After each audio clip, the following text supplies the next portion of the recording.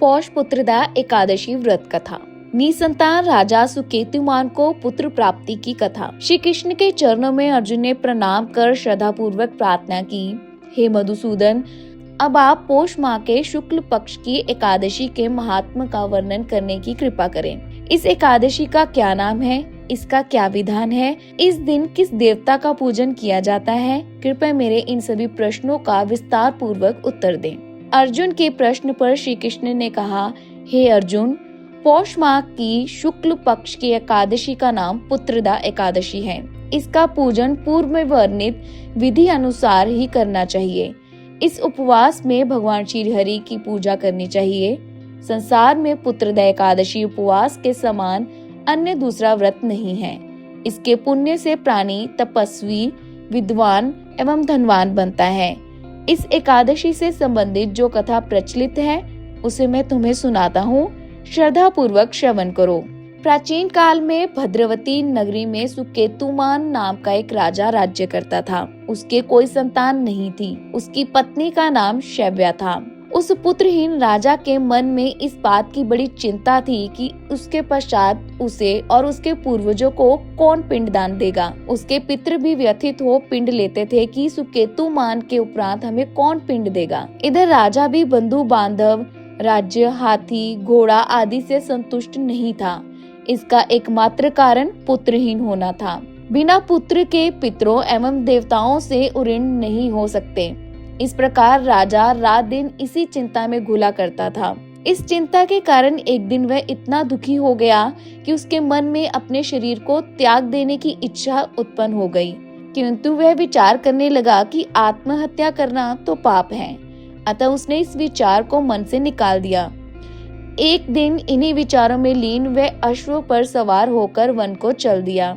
अश्व पर सवार राजा वन, पक्षियों तथा वृक्षों को निहारने लगा। उसने वन में देखा कि मृग, बाघ, सिंह, बंदर आदि विचरण कर रहे हैं। हाथी शीशियों एवं हथिनियों के मध्य में विचर रहा है। उसने वन में देखा कि कहीं तो शियार कर्कश शब्द निकाल रहे हैं तथा कहीं मयूर अपने परिवार सहित नृत्य कर रहे हैं। वन के दृश्य को देखकर राजा और अधिक व्यथित हो गया कि उसके पुत्र क्यों नहीं हैं। इसी सोच विचार में मध्याह्न का समय हो गया। वह विचार करने लगा कि मैंने अनेक यज्ञ किए हैं तथा ब्राह्मणों को स्वादिष्ट भोजन कराया है, किंतु इसके पश्चात भी मुझे यह दुख क्यों मिल रहा है? अंततः इसका कारण क्या है? अपनी व्यथा किससे कहूँ? कौन मेरी व्यथा का समाधान कर सकता है? अपने विचारों में लीन राजा को प्यास लगी।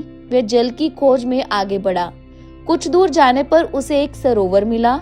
उस सरोवर में कमल के पुष्प खिले हुए थे। साहस, सारस, हंस, घड़ियाल आदि जल क्रीड़ा में मग्न थे। सरोवर के चारों ओर ऋषियों के आश्रम बने हुए थे। अचानक राजा के दाहिने अंग फड़कने लगे। उसे शुभ शकुन समझकर राजा मन में प्रसन्न होता हुआ अश्व से नीचे उतरा और सरोवर के तट पर विराजमान ऋषियों को प्रणाम करके उनके समक्ष बैठ गया। ऋषिवर बोले, हे राजन, हम तुमसे अति प्रसन्न हैं। तुम्हारी जो इच्छा है हमसे कहो। राजा ने प्रश्न किया, हे विप्रो, आप कौन हैं तथा किस लिए यहाँ वास कर रहे हैं? ऋषि बोले, हे राजन, आज पुत्र की इच्छा करने वाले को श्रेष्ठ पुत्र प्रदान करने वाली पुत्रदा एकादशी है। 8 से 5 दिवस उपरांत माघ स्नान है तथा हम इसी सरोवर में स्नान करने आए हैं। ऋषियों की बात सुनकर राजा ने कहा, हे मुनियों, मेरा भी कोई पुत्र नहीं है। यदि आप मुझ पर प्रसन्न हैं, तो कृपा कर मुझे एक पुत्र का वरदान दीजिए। ऋषि बोले, हे राजन, आज पुत्रदा एकादशी है।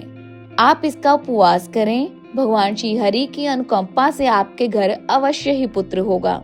राजा ने मुनि के वचनों के अनुसार उस दिन उपवास किया एवं द्वादशी को व्रत का पारण किया तथा ऋषियों को प्रणाम करके वापस अपनी नगरी आ गया। भगवान श्री हरि की कृपा से कुछ दिवस उपरांत ही रानी ने गर्भ धारण किया और 9 माह के पश्चात उसने एक तेजस्वी पुत्र को जन्म दिया।